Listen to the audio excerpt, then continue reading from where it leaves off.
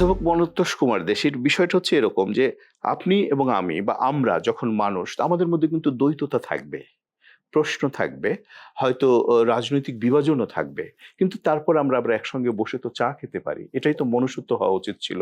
হয়নি কেন? মনুষ্যত্বের গুণাবলীগুলোকে আমরা নিজেদের মধ্যে ধারণ করতে পারছি না। এই গুণাবলী দিয়ে যে একজন মানুষ হওয়া যায়, বড় মানুষ হওয়া যায়, সমৃদ্ধ মানুষ হওয়া যায়, সেই শিক্ষাটা আমাদের একাডেমিক জীবনে সেইভাবে নেই, সেইভাবে করা হয় না। এই জায়গাটায় আবার আরেকটা ঘাটতি। এর জন্য আহ, একটু দৃষ্টি দিতে হবে। শিক্ষা এই বিষয়টাকে খুব বেশি গুরুত্ব দিয়ে কাজ করতে হবে এবং নিজেদের দেশ, প্রকৃতি, নদীর জলধারা এইগুলোর সঙ্গে শিক্ষার একটা যোগ আছে। সেই যোগটা আমরা স্থাপন করতে পারি না। অধ্যাপক মনতোষ কুমার দে, আপনার অনেক কথাই শুনলাম। একটু আপনার ব্যক্তিগত জীবনে যাই। সেটি হচ্ছে যে ঠাকুরগাঁয়ে, আপনি তো ঠাকুরগাঁওয়ের সন্তান। ঠাকুরগাঁয়ে আপনার একটা চমৎকার পরিবেশ তৈরি করেছিলেন। আপনি একসময় নাটকের সঙ্গে যুক্ত ছিলেন এবং সেই নাটকের একজন গুরুত্বপূর্ণ ক্যারেক্টার ছিলেন আজকে বাংলাদেশের মহামান্য রাষ্ট্রপতি এবং আপনার বন্ধু মির্জা ফখরুল ইসলাম আলমগীর। তিনি একটি নাটক করেছিলেন বিজন সরকারের। আপনারা দুজনে মিলে করেছিলেন। সেই নাটকটা কি ছিল? আহ, অংশীদার, আর একটা ছিল বাদল সরকারের, বাদল সরকারের। বিজয় সরকার না, বাদল সরকারের। সরকারের। জি। হ্যাঁ, তো এই নাটকের মধ্যে দিয়ে নবনাট্য আন্দোলনের একটা ধারা, অ্যাবসার্ড নাটক বলে যে বিষয়টা প্রচলিত হয়ে আসছিল তখন, সেই ধারাটা কিন্তু মফস্বলে সেইভাবে গ্রহণ করবার ক্ষমতা কারো ছিল না এবং সেই জন্য এই ধরনের নাটক মঞ্চায়নের ক্ষেত্রে উৎসাহ সাধারণের মধ্যে একটু কম ছিল। কিন্তু মির্জা ফখরুল ইসলাম আলমগীর এই ধারায় তো একটু ব্যতিক্রম। তার ব্যতিক্রম ব্যাপারটা তো এখনই আমরা দেখতে পাচ্ছি। জি। সেই ব্যতিক্রম জায়গা থেকে আমরা দুইজন পরস্পরের পাশাপাশি থেকে ওই নাটকটাকে মঞ্চে নিয়ে নাটকটার আসলাম, নাম কি ছিল? বাকি ইতিহাস। বাকি ইতিহাস। এবং সেটা কত সালের দিকে? এই ৭২ থেকে ৭৪-এর মধ্যে, বাংলাদেশ স্বাধীন হওয়ার স্বাধীন হওয়ার পর পরে। এই নাটকটা সফল হয়েছিল। সফল হয়েছিল। নাটকটা এমন ধরনের সফলতা অর্জন করেছিল যে নাটকের প্রদর্শনী শেষ হয়ে গেল। শেষ হয়ে যাওয়ার পর একজন অধ্যক্ষ ইংরেজি সাহিত্যের, তিনি দ্রুত মঞ্চের মধ্যে এসে বললেন, no no, this is not absurdity, this is reality, this is reality. আমরা স্তম্ভিত হয়ে গেলাম। তিনি ইংরেজি সাহিত্যের লোক, জি, জি। অ্যাবসার্ড আর রিয়েল ওইটা ভালো বোঝেন। সেইভাবে একটা উচ্ছ্বসিত বক্তৃতাই দিয়ে ফেললেন। সবাই তার সেই বক্তৃতাটা শুনলো। এইখানেই সফলতা। নিশ্চয়ই। আপনারা দুজনে কি ক্যারেক্টার করেছিলেন? মনে পড়ে এতদিন পর? আমাদের মনে পড়ে দুটো মূলত প্রধান চরিত্রই আমরাই অভিনয় করেছিলাম এবং তখন এমন একটা বিষয় ছিল যে স্ত্রী চরিত্রে অভিনয় করবার জন্য কাউকে পাওয়া যেত না। জি। ঢাকা থেকে বিভিন্ন জনকে এনে সেই স্ত্রী চরিত্রে অভিনয় করিয়ে মঞ্চে আমরা কিছু কাজ করবার চেষ্টা করেছি। সেটা বোধহয় সেই রকম অর্থে নবনাট্য আন্দোলন বলা যায় না।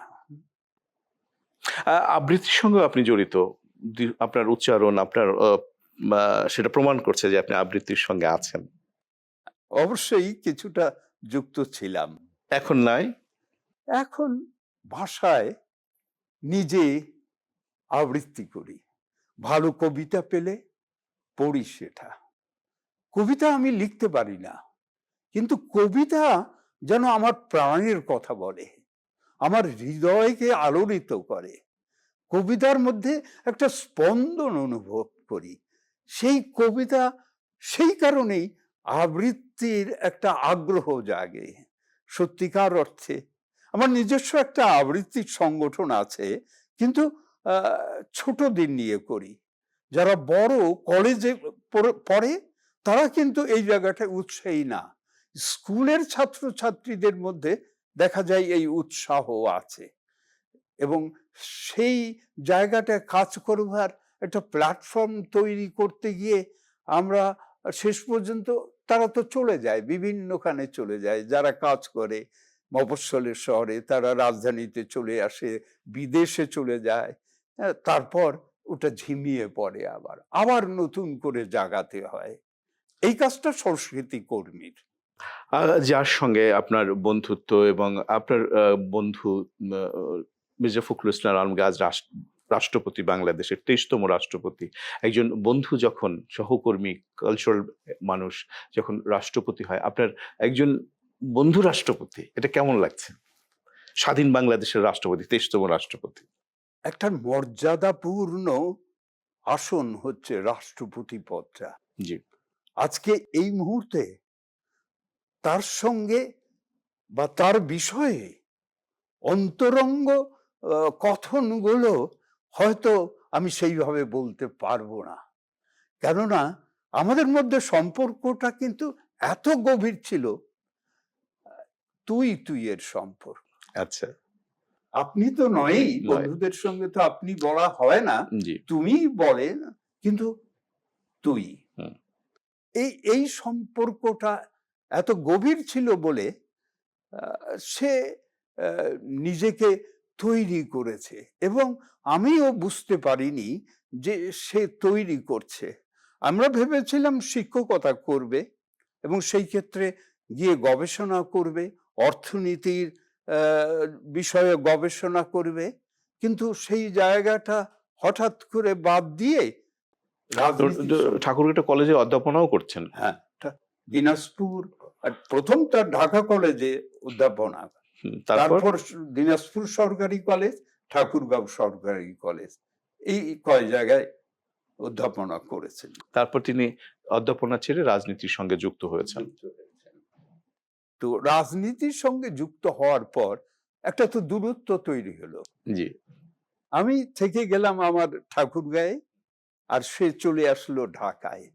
এই দূরত্বটা তৈরি হয়ে গেল, কিন্তু দূরত্ব তৈরি হলেও ঠাকুরগাঁয়ে সে যখন যেত তার প্রিয় জনপদে, তখন সে খবর দিত সবাইকে দিয়ে যে ওদের ডাকো, বসি একটু আড্ডা দিই। আচ্ছা। সেই আড্ডাটা দিতে ইচ্ছা করে। তো এই অন্তরঙ্গতাটা তার ছিল অকৃত্রিম। হ্যাঁ, এতে কোনো সন্দেহ নেই, এই কারণে যে এবং তিনি যে কালচারাল একটা মানুষ, সেটা তার নানা সময়ে তিনি যে বক্তৃতাগুলো দিয়েছেন, তার শব্দ চয়ন, তার উচ্চারিত বাক্য, তার মধ্যে এক ধরনের শুদ্ধতা আছে, যেটা আমাদের অধিকাংশ রাজনীতিবিদদের মধ্যে দেখতে পাই না। কিন্তু এক ব্যতিক্রম মির্জা ফখরুল ইসলাম আলমগীর। বক্তৃতা দিতে গিয়ে মাঝে মধ্যেই কবিতার পংক্তি উদ্ধৃত করে সে। জি। এবং কবিতার পংক্তি উদ্ধৃত করার এই যে এটা আবেগটা, এই আবেগটা কিন্তু শৈশব থেকে তার মধ্যে জন্ম নিয়েছিল। আবৃত্তি করতে ভালো, এবং আবৃত্তি প্রতিযোগিতায় জাতীয়ভাবে অংশগ্রহণ করত। অবশ্য তখন জাতীয় নয়, প্রাদেশিকভাবে তো অংশগ্রহণ করত, এবং আমাদের বিদ্যালয় থেকে একজনকে আবৃত্তির জন্য জাতীয়ভাবে প্রতিনিধিত্ব করার নির্বাচন করত। আমিও করতাম, আমার চাইতে সে আরো ভালো করত, কিন্তু তখন সেখানে কোনো হিংসা, কোনো ঈর্ষা কাজ করতো না আমাদের সময়ে। বন্ধু যদি এগিয়ে যায়, বন্ধুর গৌরব। নিশ্চয়ই। যখন এইরকম একটি কথা যখন আপনি বললেন, তখন আমার মনে পড়ে যায় যে এই মির্জা ফখরুল ইসলাম আলমগীরকে আওয়ামী লীগ সরকার যেভাবে অযথা কতগুলো মামলা দিয়ে যে হেস্তনেস্ত করতেন, খুব মানে একজন নাগরিক হিসাবে পরিশীলিত জায়গা থেকে খুব কষ্ট পেতাম যে এগুলো হওয়া উচিত ছিল না, এবং এরপরেও আমি বলবো যে মির্জা ফখরুল ইসলামের নামে কোনো দুর্নীতির মামলা দিতে পারেনি, সন্ত্রাসীর মামলা দিয়েছে, তার মতো একজন সজ্জন ব্যক্তি সন্ত্রাস করবে, সেটাও প্রত্যাশা করা কি হাস্যকর রাজনীতি না? হাস্যকর এবং ক্ষমতায় যারা যায় তারা বোধহয় একটু অন্যরকম হয়ে যায়, হয়ে যায়। বাস্তবতা থেকে অনেক দূরে সরে যায়। এই যেমন ধরেন এর আগের সরকার যেমন মুনতাসির মামুন ডক্টর, তারপর সাবের হোসেন চৌধুরী, সাবের হোসেন চৌধুরীর বিরুদ্ধে মামলা দিয়েছিল প্লেট চুরির মামলা। এটা হাস্যকর সমস্ত কিছু। এটা সাধারণ মানুষের মধ্যে একটা প্রতিক্রিয়া সৃষ্টি করে, এবং তখন কিন্তু আস্তে আস্তে সেইগুলো পুঞ্জীভূত হতে হতে একটা ক্ষোভের সৃষ্টি হয়। সেইখান থেকে কিন্তু রাজনৈতিক যে সফলতা তারা চাইছে, সেটা তারা সেইভাবে করতে পারে না, জনসমর্থন হারিয়ে ফেলে। আপনাদের এলাকায় মানে ঠাকুরগাঁর কালচার পরিস্থিতিটা এখন কেমন? আগের চাইতে অনেক খারাপ অবস্থা। আগে নাটক হতো, কালচারাল অনুষ্ঠান হতো, রবীন্দ্র জয়ন্তী, নজরুল জয়ন্তী, সুকান্ত জয়ন্তী, হ্যাঁ, তিনটা মিলে একটা অনুষ্ঠান একটা অনুষ্ঠান অনুষ্ঠান হতো। হতো। হুম। কিন্তু এখন এইসব হয় না। রবীন্দ্রনাথকে, নজরুলকে আমরা কিন্তু মনীষীদের আর আমাদের ব্যক্তিগত জীবনেও ধারণ করতে পারি না। আমাদের বাসা বাড়িতে কোনো মনীষীর, কোনো কবির, কোনো সেই গুণীজনের ছবি এখন আর নেই। এক সময় ছিল কিন্তু। হ্যাঁ, এটা একটা অন্যরকম আভিজাত্য এবং একই সঙ্গে রুচির একটা প্রকাশ ছিল। রুচির প্রকাশ অবশ্যই। হ্যাঁ, দেয়ালে রবীন্দ্রনাথ, কাজী নজরুল ইসলাম, জসিমউদ্দিন, জীবনানন্দ দাশ, একটা অন্যরকম ব্যাপার। জীবনানন্দ দাশ নিয়ে আপনার প্রবন্ধের বই আছে। ও হ্যাঁ, আছে, সামান্য কিছু লিখেছি। জীবনানন্দ দাশের কবিতা না কথা সাহিত্য, আপনি কোনটা বেশি পছন্দ করছেন? জীবনানন্দ দাশ প্রকৃত অর্থে কবি। তার কথা সাহিত্য সেটাও পড়েছি কিছু, কিন্তু কবি হিসাবে তিনি অনন্য। এবং আমি মনে করি জীবনানন্দ দাশের পর সেই ধরনের আমি বলবো না, সেই মাত্রার কবি এখনো আমরা কিন্তু পাইনি।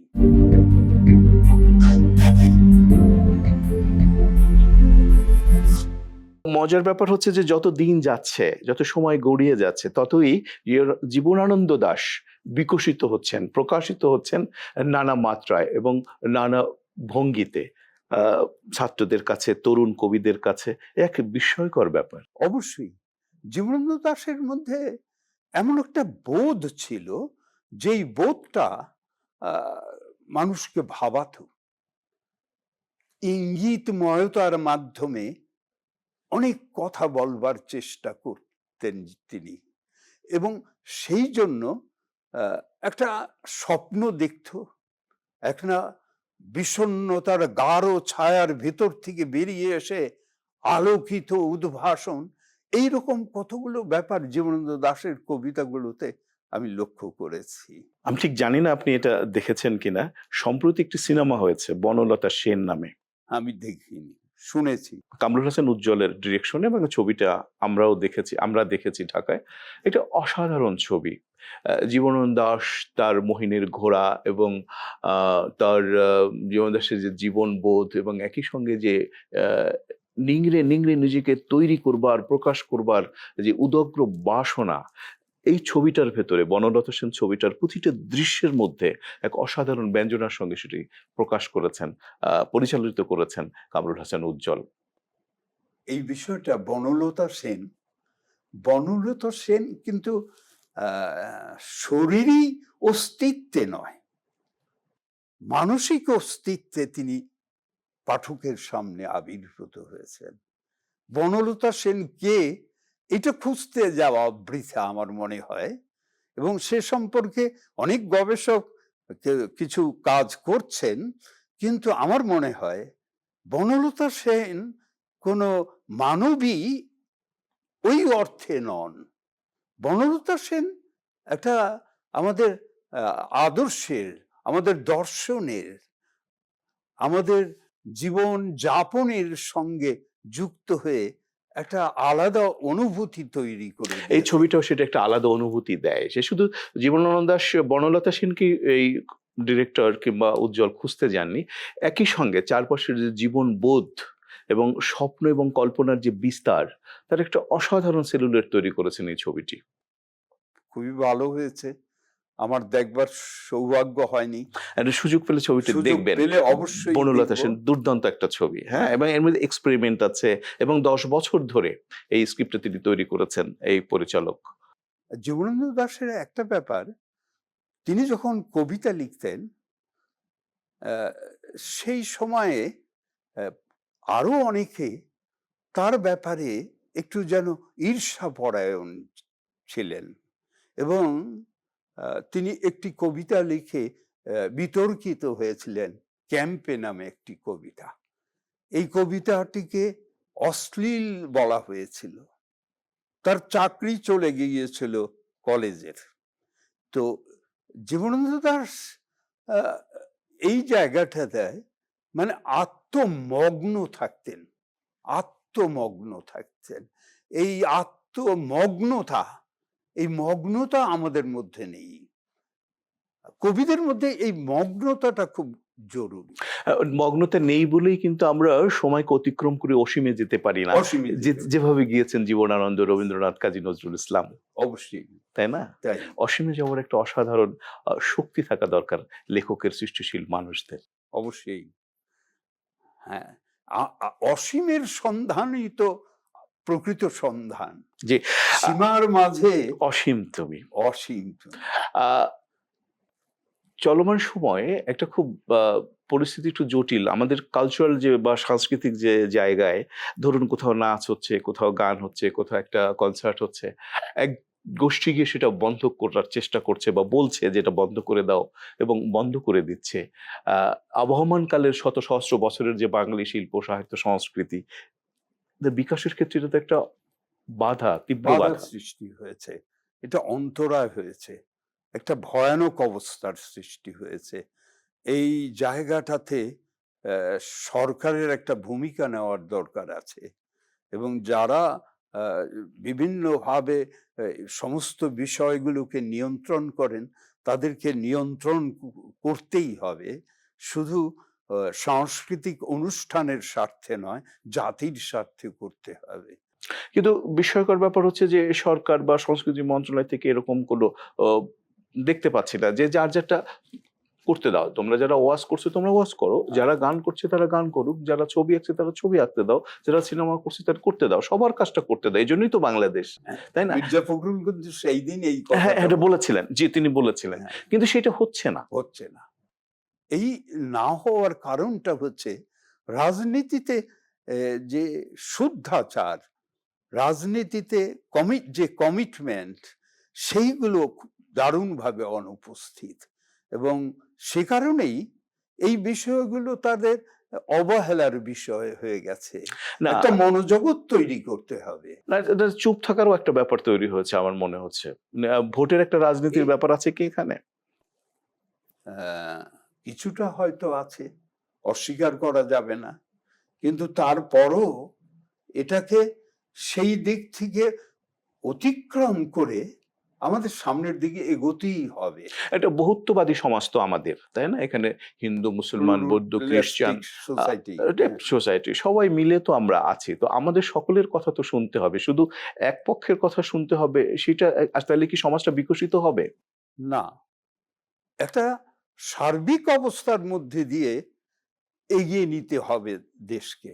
কেউ পশ্চাৎপদ থেকে যাবে, কেউ অবহেলিত থেকে যাবে, কেউ বঞ্চিত হবে, আর একটি শ্রেণী সামনের দিকে এগিয়ে যাবে, ধনাঢ্য, বিত্ত, বৈভবের অধিকারী হবে। এইটার ক্ষেত্রে একটা বৈষম্য দারুণভাবে এখনো বহমান। আমরা তো সবসময় বলছি যে বৈষম্য বিরোধী আন্দোলন অথবা আমরা বৈষম্যমুক্ত সমাজ চাই। বলি আমরা সবাই, বক্তৃতায় বলি, মঞ্চে বলি। কিন্তু হয়ে উঠছে না কেন?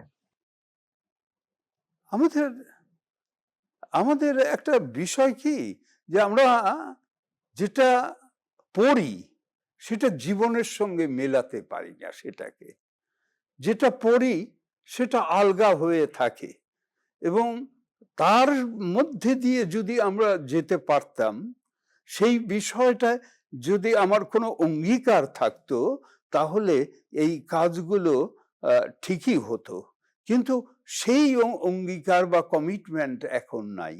সংস্কৃতি মন্ত্রণালয়ের যে ভূমিকা রাখা উচিত সেটা আমাদের দেশে এ পর্যন্ত কোনো সরকারের মধ্যে সেইভাবে আমরা দেখি না, সবচাইতে অবহেলিত। তো সংস্কৃতি এমন একটা জিনিস যে শিক্ষার সঙ্গে যখন যুক্ত হয় তখন সে অন্যরকম একটা উদ্ভাসন পায়। সেই উদ্ভাসনটা জাতির মধ্যে আমরা লক্ষ্য করছি না। কেন? এর কারণ বহুবিধ হতে পারে।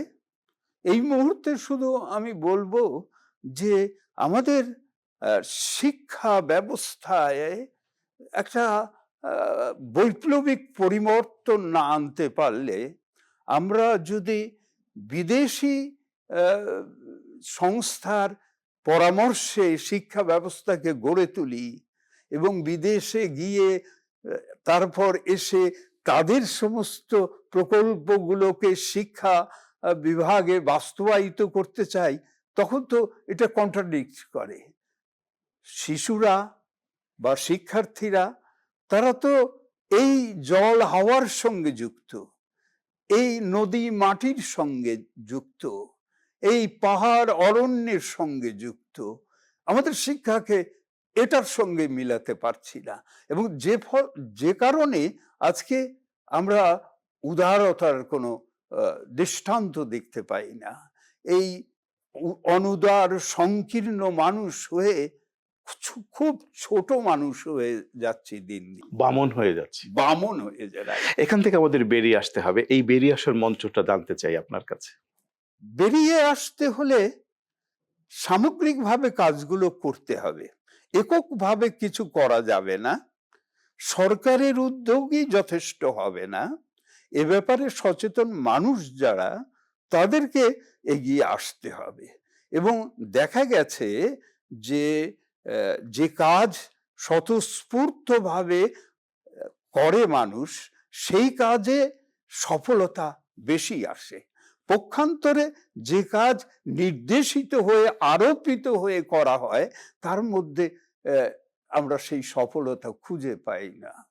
যাই হোক, তাহলে আমরা একটা সুন্দর মুক্ত সমাজ গঠন করবার জন্য স্বপ্ন দেখতে চাই, স্বপ্ন বুনতে চাই। অবশ্যই বাংলাদেশ স্বপ্ন দেখবে। নিশ্চয়ই, চমৎকার বলেছেন। অধ্যাপক মনতোষ কুমার দে আমাদের প্রশ্নোত্তর অনুষ্ঠানে আসবার জন্য আপনাকে অনেক ধন্যবাদ এবং কৃতজ্ঞতা। ভালো থাকবেন, সুন্দর থাকবেন, কুশলে থাকবেন। আপনাকেও ধন্যবাদ, গ্রিন টিভিকেও ধন্যবাদ। শুধু দর্শক, প্রশ্নোত্তর আজ এ পর্যন্তই। আপনারা যে যেখানেই থাকুন ভালো থাকুন, সুন্দর থাকুন এবং অবশ্যই বাংলাদেশের সঙ্গে থাকুন।